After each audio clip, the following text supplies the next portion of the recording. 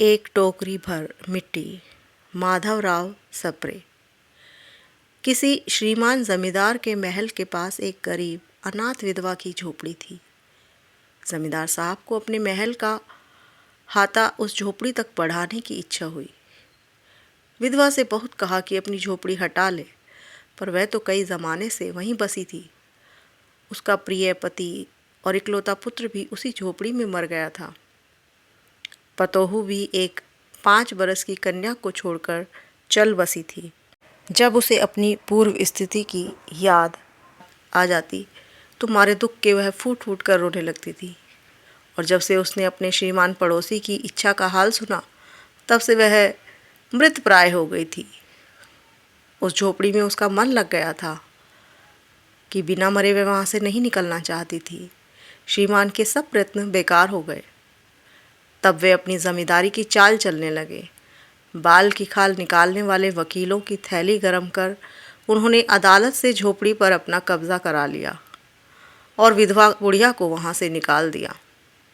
बेचारी अनाथ तो थी ही, पास पड़ोस में कहीं जाकर रहने लगी।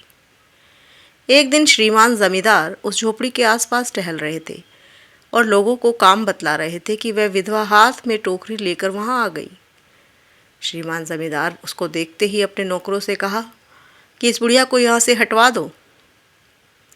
वह गिड़गिड़ाकर बोली, महाराज, अब तो यह झोपड़ी तुम्हारी ही हो गई है, मैं उसे लेने नहीं आई हूँ।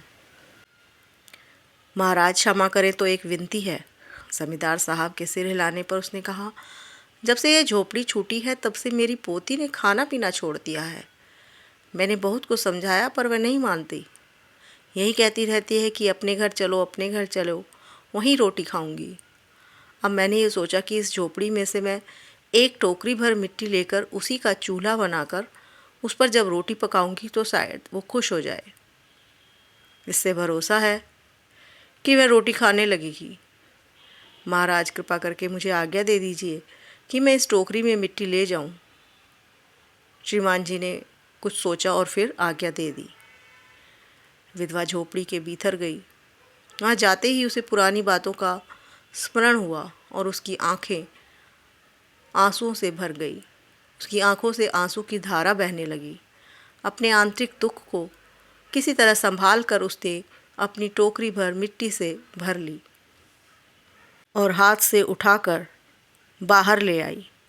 फिर हाथ जोड़कर श्रीमान जी से प्रार्थना करने लगी, महाराज, कृपा करके इस टोकरी को ज़रा हाथ लगाइए जिससे कि मैं इसे अपने सर पर धर लूँ। ज़मींदार साहब पहले तो बहुत नाराज़ हुए, पर जब वह बार बार हाथ जोड़ने लगी और पैरों पर गिरने लगी तो उसके मन में कुछ दया आ गई। किसी नौकर से न कहकर आप स्वयं ही टोकरी उठाने के लिए आगे बढ़ गए। ज्यों ही टोकरी को हाथ लगाकर ऊपर उठाने लगे, त्यों ही देखा कि यह काम उनकी शक्ति के बाहर है। उनसे टोकरी हिल भी नहीं रही थी। फिर तो उन्होंने अपनी सब ताकत लगाकर टोकरी को उठाना चाहा, पर टोकरी जिस स्थान पर रखी थी वहाँ से एक हाथ भी ऊंची न उठी। वह लज्जित होकर कहने लगे, नहीं, यह टोकरी हमसे न उठाई जाएगी। यह सुनकर विधवा ने कहा, महाराज, आप नाराज़ न हो। आपसे एक टोकरी भर मिट्टी नहीं उठाई जाती और इस झोपड़ी में तो हजारों टोकरियां मिट्टी पड़ी हैं। उसका भार आप जन्म भर क्यों उठा सकेंगे? कैसे उठा सकेंगे? आप इस बात पर विचार कीजिए। ज़मींदार साहब धन मद से गर्वित हो अपना कर्तव्य भूल गए थे, पर विधवा के इन वचनों को सुनते ही उनकी आंखें खुल गई। कृत कर्म का पश्चाताप कर उन्होंने विधवा से क्षमा मांगी और उसकी झोपड़ी वापस दे दी। टोकरी भर मिट्टी हिंदी की पहली कहानी सिद्ध हुई। इस कहानी में एक विधवा स्त्री के माध्यम से जमींदारों द्वारा गरीब जनता पर होने वाले अन्याय को दर्शाया गया है। विधवा स्त्री की दयनीय अवस्था और नियति द्वारा उसकी पारिवारिक सदस्यों का निधन होना उसके दुर्भाग्य को व्यक्त करता है। यह कहानी माधवराव सप्रे ने लिखी है।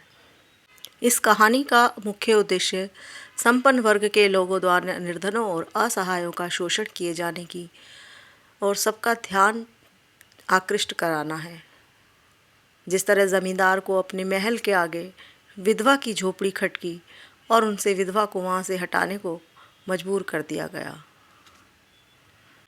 एक टोकरी मिट्टी टोकनी भर मिट्टी नाम की यह कहानी छत्तीसगढ़ मित्र नाम की पत्रिका में अप्रैल 1901 के अंक में प्रकाशित हुई थी। छत्तीसगढ़ मित्र प्रदेश की पहली पत्रिका थी जिसका प्रकाशन सन 1900 में बिलासपुर जिले के पेंड्रा से शुरू हुआ था।